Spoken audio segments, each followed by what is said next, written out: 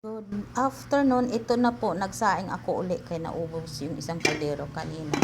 At yung aming ulam, ito na lang po ang nabilin. Ito na lang po ang nahibilin. Ito po.